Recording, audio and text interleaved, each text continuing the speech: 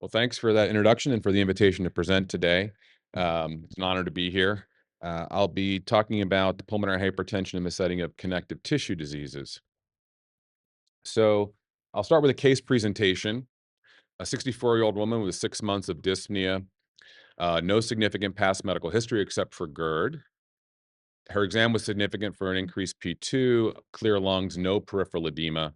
Basic lab work was within normal limits. An echo showed, quote, normal RV size and structure with an RVSP of 35. What would you do for further evaluation? Well, I think we could think about this through multiple different lenses, but what would your opinion be if her fingers look like this, or like this, her face look like this, or like this? Would that change your perception and your plan going forward? So I'm going to talk a little bit about pulmonary hypertension in the setting of connective tissue diseases, focusing on the background definitions and epidemiology. I'll give some discussion to the disease-specific considerations in the pathogenesis and pathophysiology of connective tissue disease-associated pulmonary hypertension, and then some unique aspects of the evaluation and management, talking about the early detection of pulmonary hypertension, some mixed phenotypes, which we've already alluded to, and then some treatment nuances. And we'll end with some future directions and a summary. So as we've talked about, the clinical classification of pulmonary hypertension falls into 5 groups. There are hemodynamic criteria shown on the right here, um, based upon the wedge pressure and PVR limits shown. But in general, pulmonary hypertension is a syndrome defined as a mean pulmonary pressure greater than 20. And the phenotype that we see depends upon clinical characteristics along with hemodynamic characteristics. For the purposes of this talk, when I talk about pulmonary arterial hypertension, I'm going to be focusing on this definition because that is the definition that we have employed for enrollment into clinical trials and what our drugs are approved to treat pulmonary hypertension are approved for. And specifically, I'll be focusing on connective tissue diseases, which falls in group 1, but then, as you'll see, can be associated with all different forms of pulmonary hypertension. So this is data from the original registry, the REVEAL registry from the United States, looking at PAH epidemiology, and it shows that about half the patients had idiopathic PAH in that registry, and over half had associated PAH. When you break down the associated PAH population, we see that half of those patients had CTD or collagen vascular disease as the associated disease state predisposing to pulmonary arterial hypertension. This is similar to what we see in other cohorts, looking at the COMPARA cohort or the FAR cohort, which is a more modern multi-center US-based registry. Anywhere from 20 to 30% of patients in those cohorts with PAH have connective tissue disease associated. The prevalence of PAH differs by the underlying connective tissue disease. We know that in scleroderma, 8 to 12%, in some cohorts up to 15% of patients will have pulmonary arterial hypertension. The other diseases shown here, mixed connective tissue disease, the range is quite large. It has a lot to do with how we define mixed connective tissue disease or how it's reported in the literature. Lupus is anywhere from 1 to 4%, rheumatoid arthritis 1%, polymyositis, dermatomyositis 1 to 5%, Sjogren's 1%. So it really is a scleroderma population where we see a higher prevalence, and that's going to be the focus of this talk.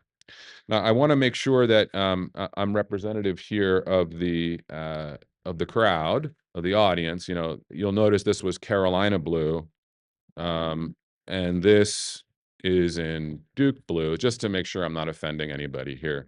But go Blue Devils. Anyway, so what we see here is pulmonary hypertension related to scleroderma. So not only thinking about pulmonary arterial hypertension, but scleroderma can predispose to all different forms of pulmonary hypertension. We talked about left heart disease and how that seems to be common in our patient populations. We know that patients with scleroderma will develop interstitial lung disease, but they can also get respiratory muscle weakness related to myositis that could contribute to restrictive lung physiology and contribute to pulmonary hypertension.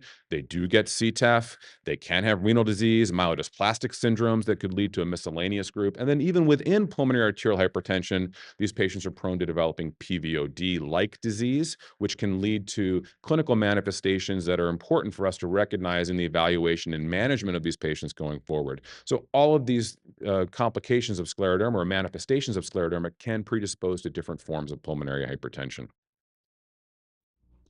And this leads me to moving away from our general thoughts about precision medicine and how that's so important in our management. And it really makes me think about how imprecise we are with scleroderma because it causes a little bit of this, a little bit of that, a little bit of this that can lead to pulmonary vascular disease and pulmonary hypertension clinically. But figuring out what the root causes and what are the major contributors is really a challenge in this patient population.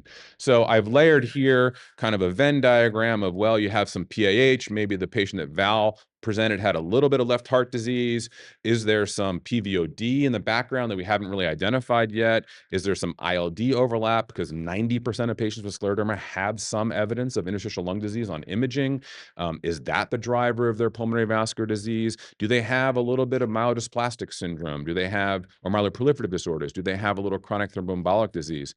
And then we throw along the clinical characteristics of a patient having limited disease or diffuse disease. And you can see automatically that this is a very complex patient population in which to distill down what is the underlying cause of their pulmonary vascular disease. But it's important to note because survival in scleroderma, and particularly scleroderma with lung disease, is poor. And this is old data now from the University of Pittsburgh cohort showing causes of death over the decades. And you can see in the 70s, the most common cause of death here was scleroderma renal crisis, is shown here. And this, with the advent of ACE inhibitors in the 80s, showed a marked reduction in that as a cause of death. But what you see rising is lung disease, interstitial lung disease, pulmonary hypertension, and the intersection of two of those. And this is older data looking at outcomes from patients who have scleroderma-associated pulmonary hypertension, comparing it to other forms of pulmonary hypertension, in this case, idiopathic disease. And we see that those patients, at least in that earlier cohort, had significant worse survival. And in our own cohort at Hopkins from a couple decades ago now, we saw this significant difference as well, 3 to 4-fold increased risk of death when adjusting for other characteristics. Okay. So I'm going to move on to disease-specific considerations in the pathogenesis and pathophysiology of scleroderma and connective tissue disease-associated pulmonary hypertension. So when thinking about this, the question is, how does this manifestation, these skin manifestations where we have telangiectasias, and sclerodactyly associate with what we see in the pulmonary vasculature when we do biopsies of these patients or we have autopsies on these patients. Looking at the interstitial lung disease, how does that develop? How does that relate to what we see clinically on the skin? And then how does that relate to what we see in the heart? We know that there are issues with how the right ventricle adapts to elevated afterload and direct effects of scleroderma on the myocardium. This is a nice review, I think, of the current understanding of the pathogenesis of scleroderma and how that might relate to what we see in the lungs and in the heart. In general, if you look at the left, we start with endothelial cell damage from various factors. Could it be autoantibodies? Could it be viruses? Could it be genetic predisposition? Whatever, it leads to several things. Number one, there could be imbalance between vasoconstrictors and vasodilators, leading to imbalance of these mediators that could influence vascular function. You have altered expression of adhesion molecules, impaired coagulation. You have activation of immune cells that lead to alterations in VEGF signaling that can lead to defective angiogenesis, defective vasculogenesis, and alterations in TGF-beta, which could lead to changes in the myofibroblasts. So you can see here how a disease that we think is initiated at the endothelial cell level could then progress to cause problems with both the parenchyma and the pulmonary vasculature. And that fibroproliferation that we see in the vessel walls with reduced angiogenesis and vasculogenesis is really the hallmark of what we see in our patients. So when we started studying this in more detail 20 years ago at Hopkins, our real focus was on the scleroderma effects on the pulmonary vasculature. This fibroproliferative effect on the pulmonary vasculature must be leading to some changes in how the vessel responds, how the vessel acts, and also thinking about the physiology of how the vessel might respond to increase um, uh, uh, flow. So when we started with this hypothesis that scleroderma leads to greater pulmonary artery stiffness that causes increases load on the right ventricle. So that could explain why the clinical observations that we had of patients with scleroderma who seemed to do less well, their survival was worse than patients with idiopathic disease, despite having less severe pulmonary hypertension. Their mean pulmonary pressures were lower. Their RV systolic function and RV overall RV function was similar. So their PVR was lower. Why would that lead to differences in survival? Maybe it could be explained by differences in PA stiffness.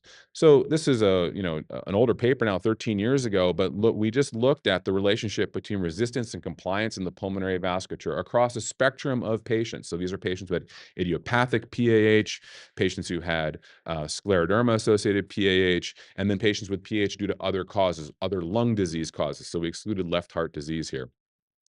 And what we see here is this relationship between resistance and compliance. If we get at that idea of how the pulmonary vasculature, at least at the large vessel level, is acting, was very similar. There's no difference between idiopathic patients and scleroderma patients, or even other forms of precapillary pulmonary hypertension.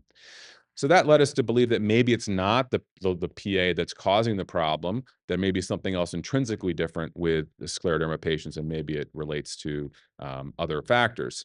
More recently, we looked at an exercise cohort that we had. So these are patients who had pulmonary arterial hypertension or at risk of pulmonary hypertension who underwent exercise right heart cath. And we said, okay, if the problem's not what we looked at here, resistance compliance relationship, may reflect more of what's happening in the large vessels. What about the smaller vessels where we think the remodeling has occurred? Does the distensibility of those vessels differ um, when we think about scleroderma versus idiopathic PH? Could that remodeling and that fibroproliferative process I mentioned earlier lead to a stiffening of the vessel distally that would impact distensibility? So when someone exercises and their pulmonary vasculature is supposed to distend, it can't. Well, as you can see here, we really didn't find that. So these are patients who had so better distensibility is higher. Higher distensibility is better. It means the vessel is more distensible.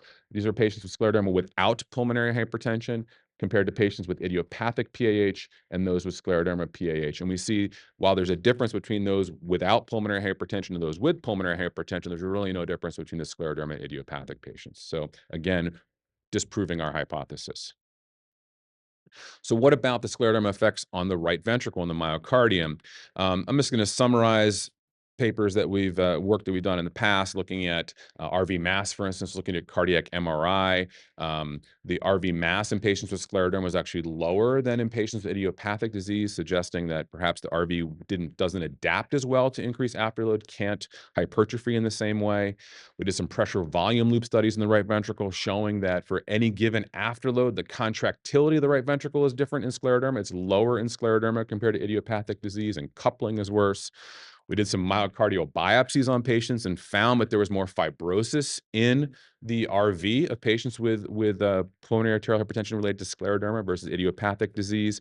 And then we did isolated myocyte preparation. So we took these little biopsies, and I say we in the grand we, I had nothing to do with this. Um, we took these RV biopsies, these small little biopsies, put them on little tension myocyte preps, and we're able to measure the tension, the muscle tension, when we stimulate them with calcium. And this is kind of, I think, the really interesting finding here. So this is a comparison of the tension generated by these myocytes, individual myocytes, when exposed to a set concentration of calcium. On the top, the open circle is the control patient. So these are rejected heart donors. The gray is the idiopathic PAH, and then the dark circle is scleroderma PAH. So in the rejected heart donors who presumably had normal right ventricles, they fall in the middle. Idiopathic PAH patients were able to generate more tension than normal controls, whereas the scleroderma patients were unable to do that. Their myocytes did not generate the same tension. So I think this led us to believe more about it's the right ventricle issue, not necessarily the pulmonary vasculature, and how the RV adapts to the afterload that is a problem. Okay, so moving on to some unique aspects of evaluation and management. So early detection of pulmonary hypertension. We've talked a little bit about that. I think when we see our connective tissue disease patients, this is often what I will lead with. I say, well, this is a test to see if we need to do more tests. And if you think about all the tests that our patients are undergoing, and we think about early detection protocols for scleroderma, it's a lot. And we're asking them to do it every year. Okay, that's what the guidelines recommend. So I think it's an important consideration, but particularly for our connective tissue disease patients, it can be onerous. So Val mentioned this earlier of a detect algorithm. This was really an important study. It's over a decade old now, but it was a multi-center, multinational study that was designed to develop an early detection algorithm for PH in scleroderma patients. And the study was primarily done in rheumatology clinics where they're going to interface with these patients before we would necessarily see them in our cardiology or pulmonary clinics. And what they found in this, they developed a two-step process where they have clinical measurements that would inform the need for an echocardiogram, which I would debate about that. But the second part was echocardiographic features on the echocardiogram that might lead you to inform the need for right heart catheterization, which I can get on board with. But when we look at the comparison of this algorithm to the at that point the ESC ERS guidelines for how that should be approached, you see marked improvement in the test characteristics, right? We see that the right heart cath referral rate for detect is higher, the misdiagnosis is much lower, overall sensitivity is high, and the overall negative predictive value is pretty high. But there are some limitations. So the entry criteria for this was enriched for patients who might have pulmonary hypertension. Patients had to have a disease for more than 3 years. Their DLCO in the initial study had to be less than 60% of predicted. So you're enriching the population for patients who might have pulmonary hypertension. When we went back and looked at our population at Hopkins, we found that actually 30% of our patients who had right heart cath proven PAH in the setting of scleroderma had a DLCO greater than 60%. So that is that's one of the limitations potentially. And then looking at a DLCO of 80%, about 10% of our patients had a DLCO greater than 80%, even though they had a PAH with scleroderma. The inclusion and exclusion of scleroderma ILD patients, while PFTs were used as part of the DETECT algorithm study, CTs were not mandated. I just told you that 90% of patients with scleroderma have some interstitial lung disease. We might see some disconnect between what we see on CT and what we would see on a pulmonary function test. So I think that there's some questions around that.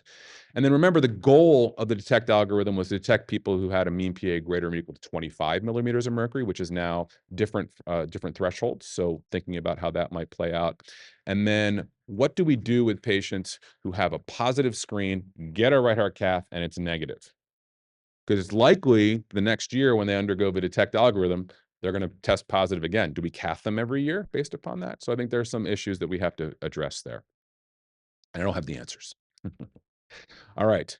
Talking about mixed phenotypes. So, as we've alluded to a couple times today, there are not only clinical observations, but also clinical studies that have looked at the prevalence of occult left heart disease and scleroderma pulmonary hypertension. This is an older study out of Canada looking at a patient population with scleroderma and volume loading them. So these are patients who had precapillary pulmonary hypertension, thought to have pulmonary arterial hypertension. They were given a fluid challenge, and 1/3 of them were reclassified as having more of a HFpEF type physiology after a fluid challenge. So it's fairly common this is going to happen. We looked at this in our cohort 2 a while ago, looking at survival in patients with scleroderma who had HFpEF, and we define that as a normal ejection fraction echocardiogram with an elevated wedge pressure and right heart catheterization. And while the survival curves here overlap, when you adjust for hemodynamics, you see that there are differences in outcomes. For those patients who had more of a HFpEF phenotype, they seem to do worse when compared to patients with pure PAH. What about scleroderma and pulmonary hypertension related to interstitial lung disease? This is data from our center from several years ago, looking at the relationship between scleroderma PAH versus PH related to ILD. And we see that patients who have ILD had a 5-fold increased risk of death compared to those patients who had more of a PAH phenotype. Looking at on the right, this is more updated data overall from the last 20 plus years at our institution. When we compare the scleroderma PAH population group 1 to group 3, the scleroderma ILD PH population, we see that that gap has closed. The median survival in the scleroderma ILD PH is better than it was back in 2009, but there still is an increased risk of death for our patients.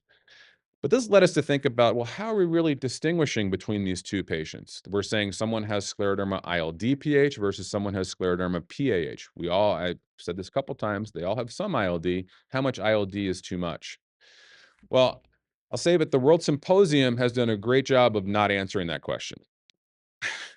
They specifically leave out any recommendations regarding extent of interstitial lung disease that is considered excessive or the cause of pulmonary vascular disease in patients with scleroderma.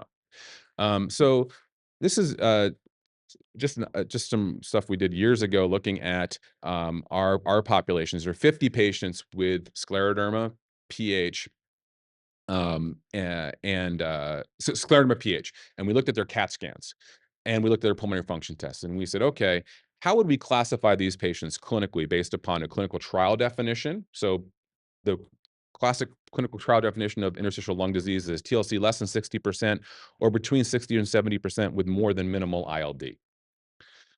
Limited versus extensive. This is applied from a paper 15 years ago by Nicole Go and Athol Wells in the UK, where they describe a methodology of looking at CAT scans and reporting out the extent of involvement at 5 different levels. It's highly reproducible. It's easy to do in clinic. We do it.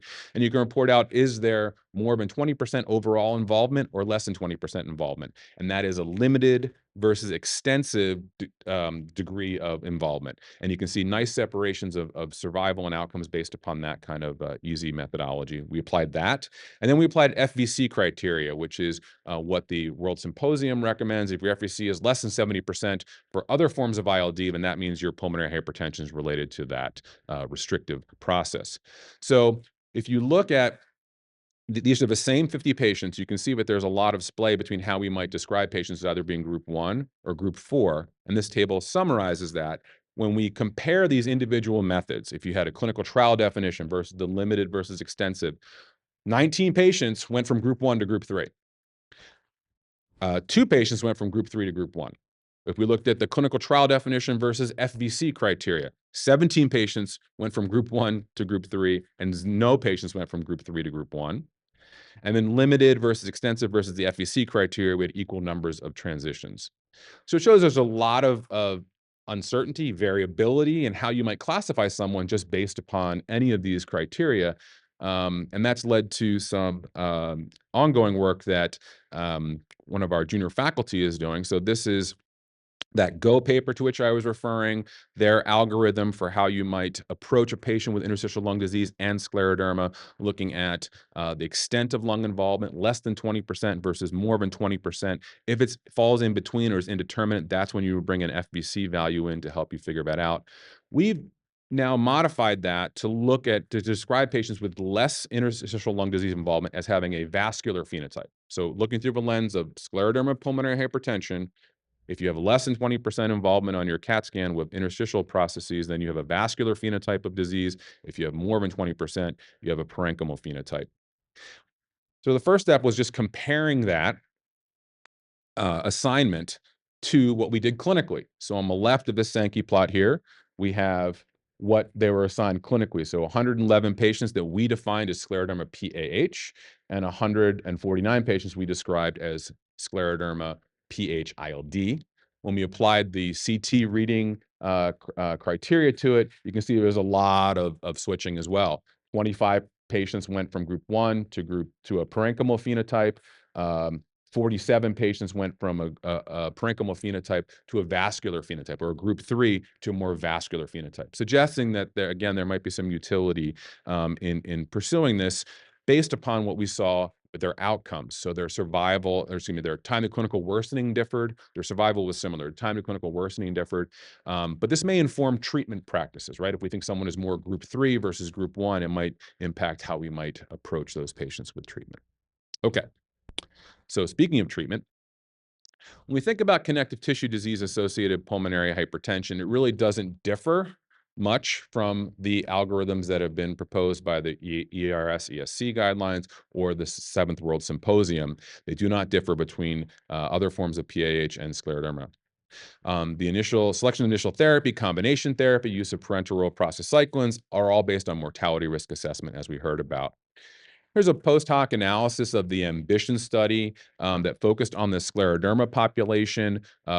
As you recall, the AMBITION study was ambrisentan and tadalafil plus either alone. And just looking at that scleroderma population, we see a significant improvement in time to clinical worsening in the patients who received combination therapy versus those who were on either drug alone. And this, I think, is a possible explanation for what we're showing here. So this is data from our center, published a couple years ago, looking at the time difference in two eras, so 1999 to 2010 versus 2010 to 2021, and outcomes in patients with scleroderma PAH. And you can see a significant improvement. The median survival previously was 4 years. Now it's up to nearly 9 years. What happened in 2010? We started doing combination therapy for our patients up front, and that was based upon some clinical trials that we were that we were leading at our center, looking at the combination of those two medications. So maybe that's the explanation. Maybe we're identifying people earlier. I don't know, but I think in general, the trends are in the positive direction for outcomes for PAH. What about treatment for the scleroderma PH-ILD population? Well, they were fortunately included in this study, the INCREASE trial of inhaled treprostinil and pulmonary hypertension. And in fact, we see that there's improvement in our patients with PH-ILD related to connective tissue disease. The effect size is at least as good as what we see in idiopathic interstitial pneumonia. So I think that's a positive signal and something that I appreciate clinically as well. So what about what's going to happen in the future? Well, I've spent a lot of time talking about scleroderma PAH. I don't know if there are differences, if the treatment effects are the same for other forms of connective tissue disease. There are cases of patients with lupus, pulmonary arterial hypertension, obviously, that can respond to therapy. Some patients respond to immunosuppression. Don't really understand why that happens. That is not what we see clinically in our scleroderma populations. We really don't know what to do for patients who have pulmonary hypertension by the new definition, right? So this is a population where we expect the incidence of pulmonary hypertension to grow because we are employing early detection protocols. We're trying to pick up early pulmonary hypertension. What if we do a right heart cath, we find someone's got a mean PA of 22, a wedge of 8, and a PVR of 2.2? What do you do for that patient? And what is response to therapy in pulmonary arterial hypertension associated with CTD or with scleroderma? Val brought up the very valid points of, a 5'1", 75-year-old woman with scleroderma probably doesn't walk as far as I do, right? In 6 minutes. So is time to clinical worsening a valid endpoint in scleroderma-associated PH due to competing reasons for impairment of those measures? So I'll talk a bit about the treatment of scleroderma with mildly elevated pressures. There have been 2 studies, or at least one study focusing on the scleroderma population. I'm referring back to this study from a long time ago now. This is called the EARLY study. And what they were trying to enroll were patients who, and this was a study of bosentan in early pulmonary arterial hypertension. They were trying to enroll patients who had low functional class symptoms with 6-minute walk distance less than 80% and a PVR greater than 4. Right? That was the idea, which would make sense at that time. This is before the risk score errors, et cetera. What they actually enrolled were patients who had a mean PA of, on average, of 52 and a PVR of 10.5. So it wasn't really that early in terms of their disease severity, at least based upon hemodynamics. A more recent study looking at scleroderma in general focused on patients with a mean PA between 21 and 24 or an exercise mean PA greater than 30 millimeters of mercury. Now, that's not the definition we employ now for exercise-induced pulmonary hypertension or exercise-related pulmonary hypertension, but that was employed for this clinical trial. They were randomized to either 5 or 10 milligrams of ampersandtan, and primary endpoint was difference in mean pulmonary pressure at rest at 6 months, and there was no difference. So suggesting perhaps no treatment effect, although it's a really heterogeneous population, a small study. I'm not sure we can draw any conclusions from it, but there was no home run signal. This motivated this study, which we're currently conducting, called the CEPVADIS study. So this is sildenafil for early pulmonary vascular disease in scleroderma. Um, I think it's important to note that these patients who have scleroderma with mildly elevated pressures, it really is a unique phenotype. So these are on the left here, we have patients stratified by their mean pulmonary pressure, so less than 20 or less than 21, 21 to 24, and then PAH. And we see there's like a stepwise relationship with 6-minute walk distance, pulmonary artery compliances, intermediate between the three phenotypes. And then outcomes, long-term outcomes seem to differ significantly in these population.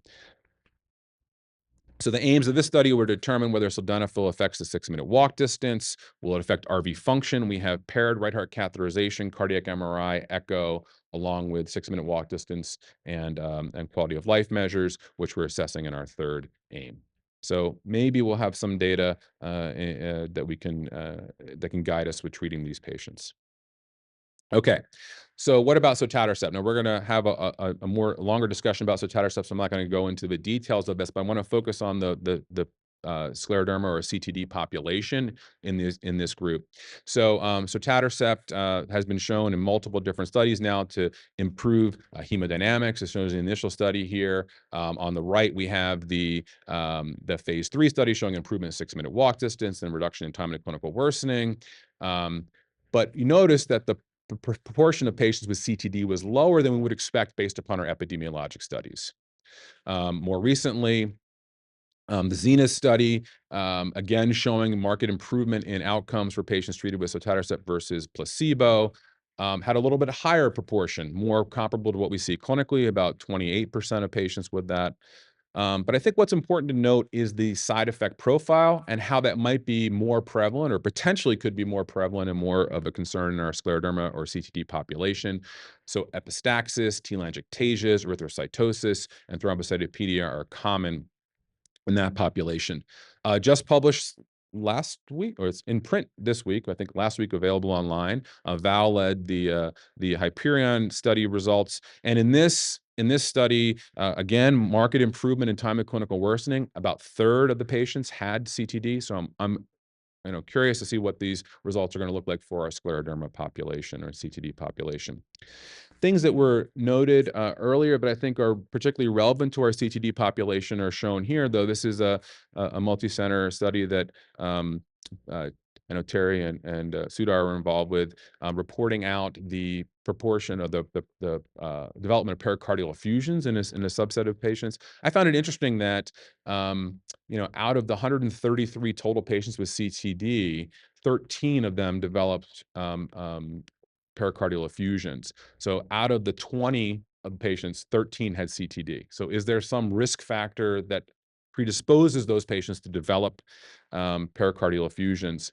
Similarly, when we look at intrapulmonary vascular dilatation, something else that has been noticed to develop in post-clinical trial in the real world. We see that in the paper on the left, which was reported out of the European population, there wasn't a patient with CTD. But if we look at the patients reported out in the study on the right, there was a lupus patient, a scleroderma PAH patient, and one patient with PVOD. So there may be a signal there for our CTD patients as well. And given their propensity to have these vascular abnormalities with telangiectasias, could that predispose them to developing some of these complications? In addition, we know their telangiectasias aren't only on their skin, is in their GI tract. Does that make them more likely to have a GI bleed, a cult GI bleed? Is that something we have to be concerned about in this patient?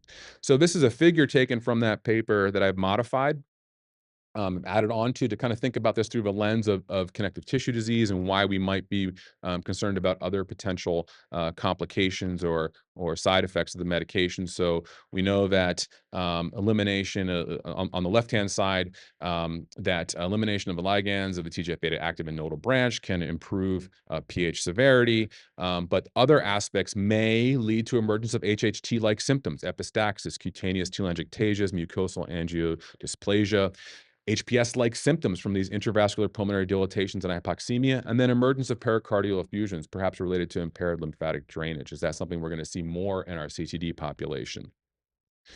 So in summary, pH commonly complicates CTD and particularly scleroderma. Early detection is important.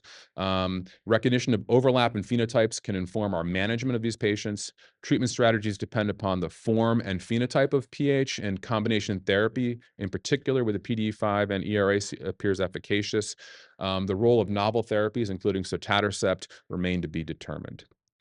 So with that, I'm happy to answer any questions and appreciate your attention. Thank you.